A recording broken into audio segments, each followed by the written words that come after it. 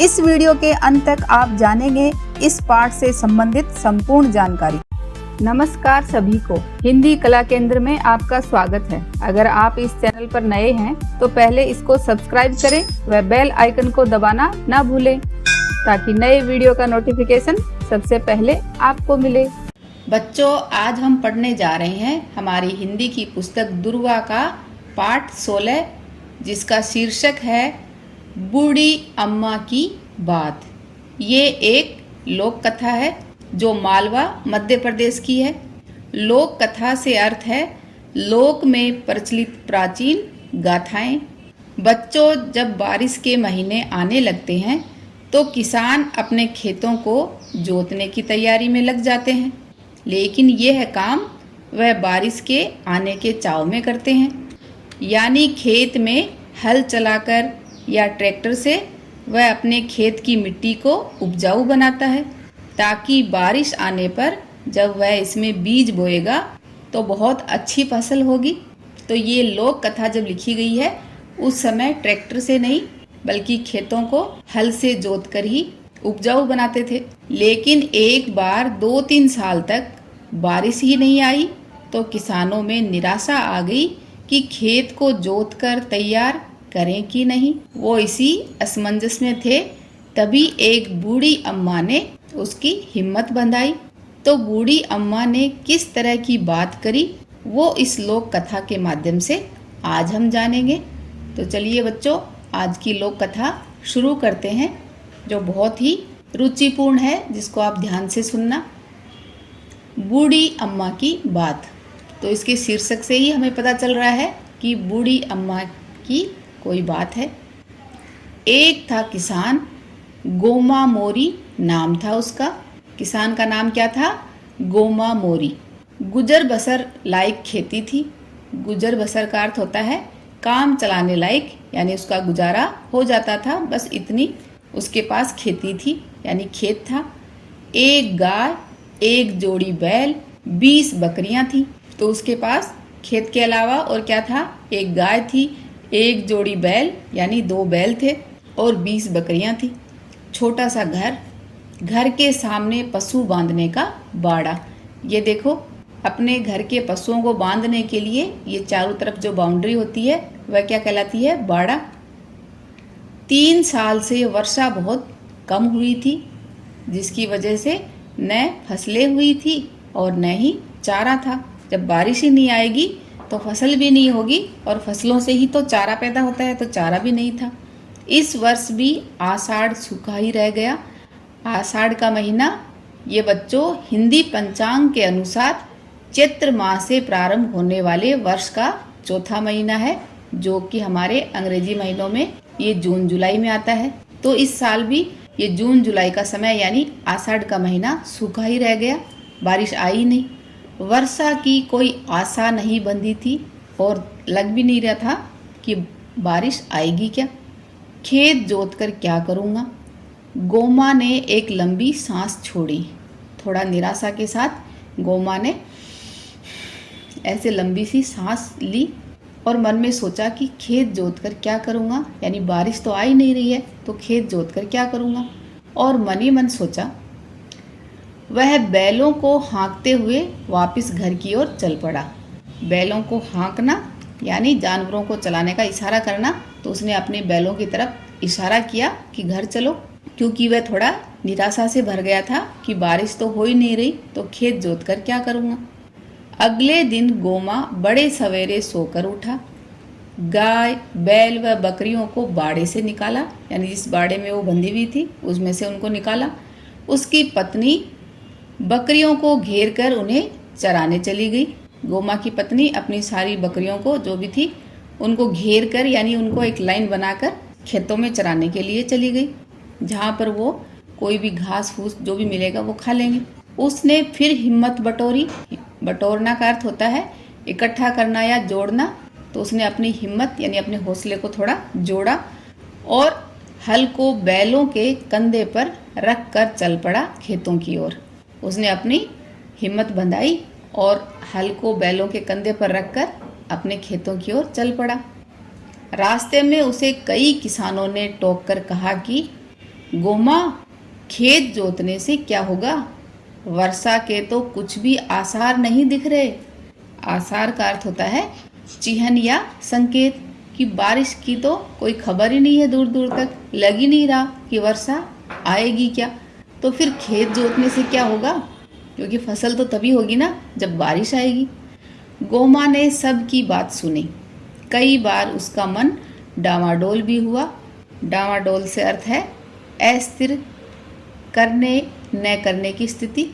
जैसे आपके साथ भी कई बार होता है ना, कुछ काम करने के लिए मन करता है, फिर आपको कोई टोक देता है तो फिर सोचते हो कि करें कि नहीं करें। ऐसा ही गोमा के साथ हो रहा था।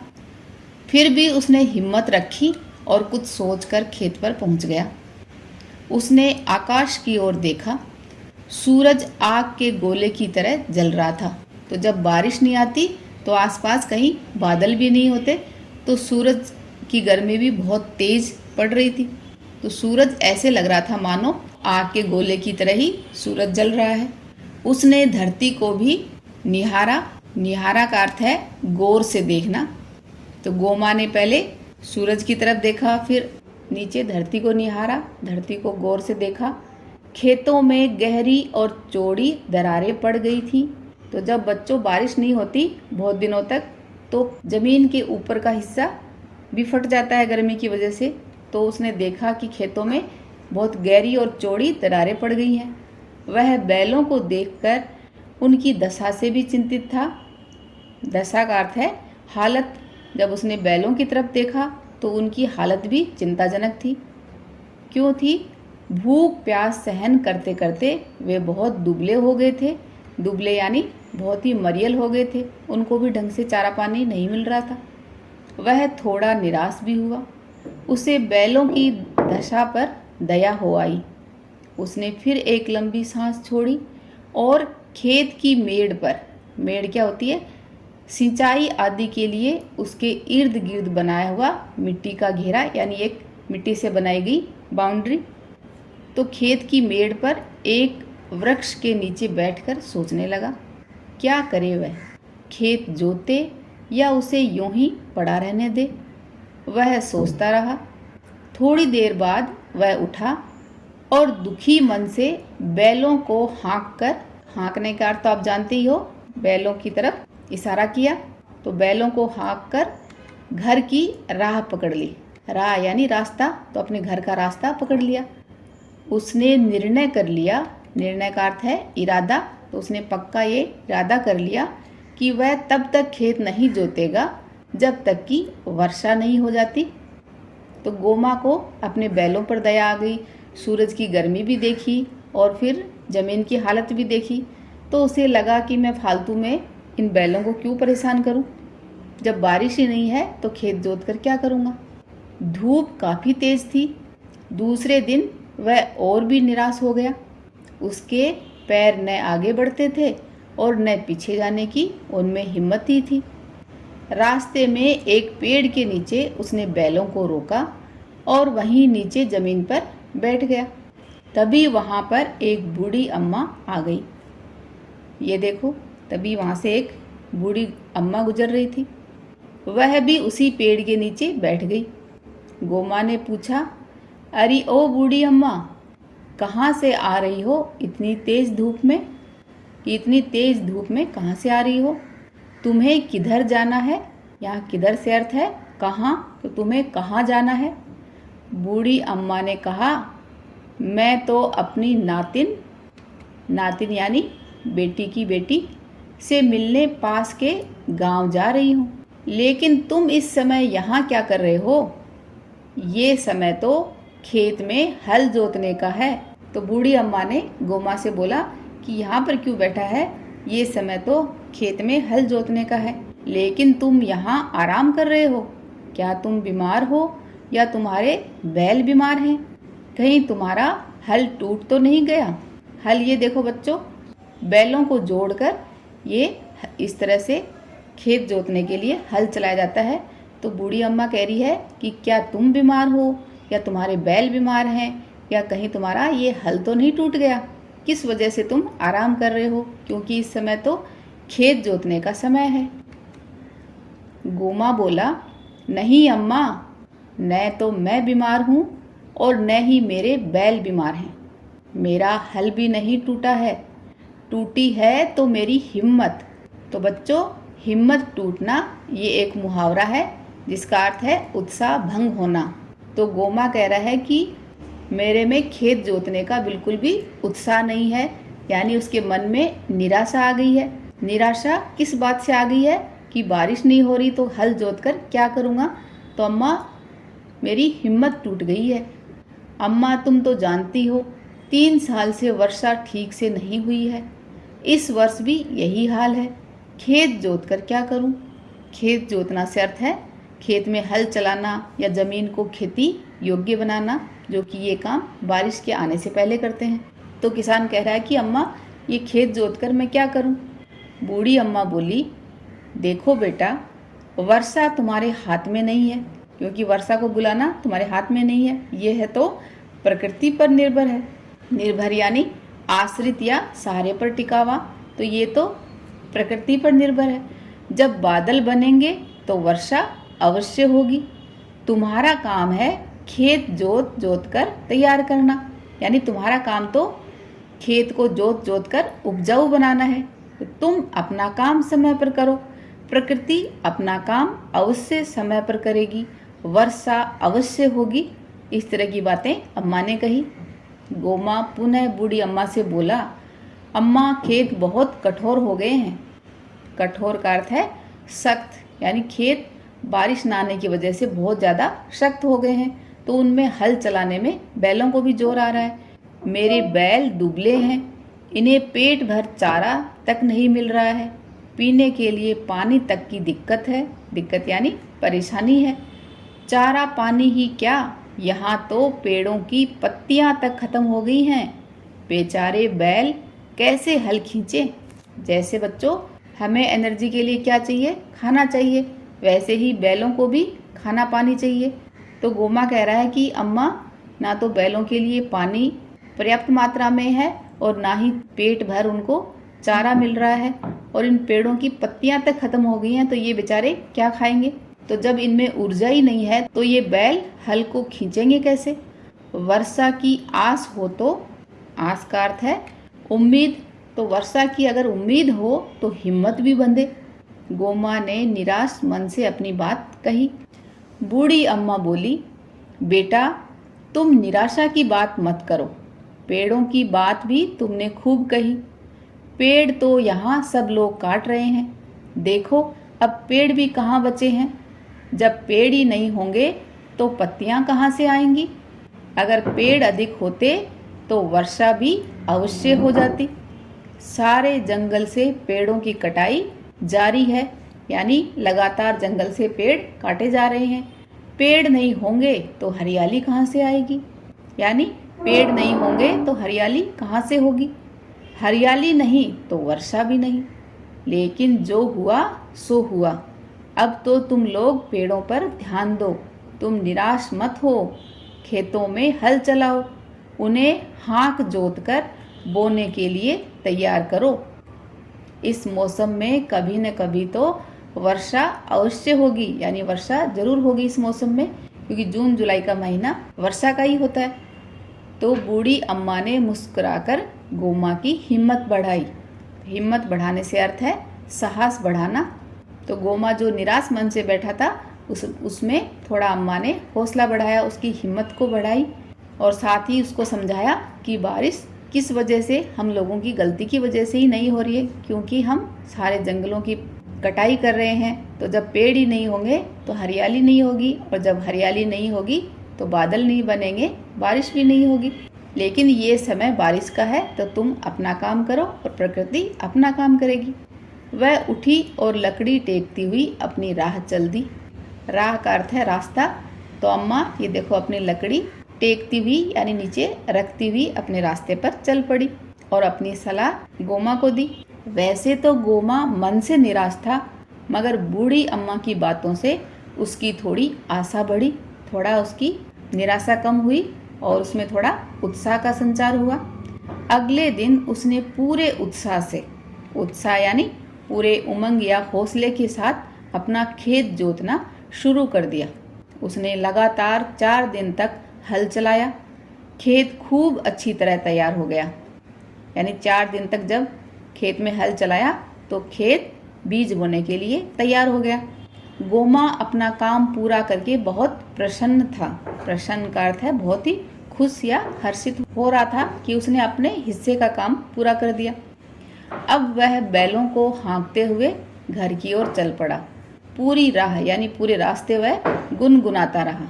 गुनगुनाने से अर्थ है बहुत धीरे धीरे और अस्पष्ट रूप में गाना, यानी वो अपनी खुशी में झूमता हुआ और धीरे धीरे गाना गुनगुनाता हुआ अपने घर की ओर चल पड़ा।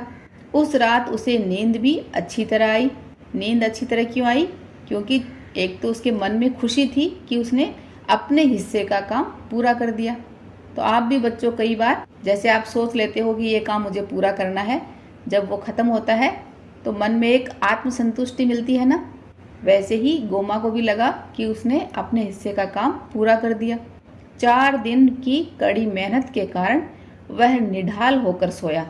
निढाल का अर्थ है अत्यंत थका हुआ, शिथिल, यानी बहुत गहरी नींद में थक कर चूर हो गया था तो बहुत गहरी नींद में सो गया। सवेरे जब वह सोकर उठा तो गाय रंभा रही थी। रंभाना का अर्थ है गाय द्वारा ध्वनि या आवाज निकालना, यानी गाय जोर जोर से बोल रही थी। बकरियां मिमिया रही थी। मिमिया रही थी यानी बकरी या भेड़ का में शब्द करना, तो वो में कर रही थी। सवेरे सवेरे अपने पशुओं की ये आवाज़ सुनने के लिए उसके कान तरस गए थे। कान तरस जाने से अर्थ है अत्यंत व्याकुल होना, यानी गोमा ने 2-3 साल से अपने पशुओं के मुंह से सुबह सुबह ऐसी आवाज़ सुनी नहीं जो इस वक्त वह सुन रहा था। तो उसको सुनने के लिए उसके कान तरस गए, यानी वो बहुत ज़्यादा व्याकुल था ऐसी आवाज़ सुनने के लिए। वह पुलक कर उठा। पुलक उठना यानी हर्षित होना, और बहुत ज़्यादा खुशी के साथ झूम उठा। किस बात की खुशी थी? क्योंकि इन पशुओं की आवाज़ उसे बता रही थी कि बारिश आने वाली है। उसकी पत्नी ने आंगन से आवाज़ लगाई, अजी सुनते हो, बाहर तो आओ, वर्षा होने वाली है। गोमा झटपट बाहर आया। उसने देखा मौसम बहुत सुहावना हो गया है। आसमान में बादल घुमड़ आए हैं। तो बादल घुमड़ने से अर्थ है बहुत से बादलों का आसमान में छा जाना। तो पूरा आसमान बादलों से छा गया। और कैसे बादलों से? बारिश वाले बादलों से। उनको देखकर लग रहा है कि अभी बारिश आने ही वाली है। उसी खुशी में ये सारे पशु बोल रहे थे। उसने बादलों को जी भर कर निहारा, यानी उनको बहुत ध्यान से देखा, क्योंकि इन्हीं का तो उसे इंतजार था। उसे लगा मानो बादलों से बूढ़ी अम्मा की मुस्कुराती हुई आकृति उभर आई हो। आकृति से अर्थ है छवि और उभर का अर्थ है प्रकट होना। तो गोमा को ऐसा फील हो रहा था जैसे बादलों से बूढ़ी अम्मा मुस्कुराती हुई दिखाई दे रही हो। उसी की आकृति उसकी आंखों के सामने हो आई, क्योंकि बूढ़ी अम्मा ने ही उसको भरोसा दिलाया था। उसे बूढ़ी अम्मा की बात रह रह कर याद आ रही थी। उसने मन ही मन बूढ़ी अम्मा को प्रणाम किया और सोचा कि वह ठीक ही कह रही थी कि तुम अपना काम समय पर करो और प्रकृति अपना काम समय पर करेगी। और ये देखो अभी बादल बरसने लगे। आंगन तरबतर हो गया। तरबतर का अर्थ है भीगा हुआ या सराबोर। तो आगे का पूरा आंगन पानी से भर गया। गोमा को लगा मानो बूढ़ी अम्मा उससे कुछ कह रही हों। वह बूढ़ी अम्मा से कुछ कहना चाहता था, तभी बारिश और तेज हो गई। तो इस तरह बच्चों हमारी आज की ये लोक कथा खत्म हुई। तो इससे आपको क्या सीखने को मिला? एक तो अपना काम समय पर करना है, और जो प्रकृति का काम है वो अपना काम समय पर करेगी। साथ ही आपने देखा कि गोमा ने बूढ़ी अम्मा की बात मानी ना, तो अपने से बड़े या अनुभवी लोगों की राय मानने से हमेशा फायदा ही होता है। तो आपके जीवन में अनुभवी और बड़े लोग कौन हैं? आपके माता पिता और आपके अध्यापक। तो आप भी उनकी कही हुई बातों को मानकर अपनी भलाई कर सकते हो, क्योंकि वो भी ये बात अपने अनुभव से ही कहते हैं। अब बच्चों इस पाठ के अभ्यास प्रश्नों को इसके भाग 2 में करेंगे। अगर हमारे वीडियो बन ही रहे हैं आपके फेवरेट, तो फिर क्यों ना करें इनको लाइक, सब्सक्राइब और रिकमेंड हमें और बेहतर बनाने के लिए आप कर सकते हैं कमेंट। धन्यवाद।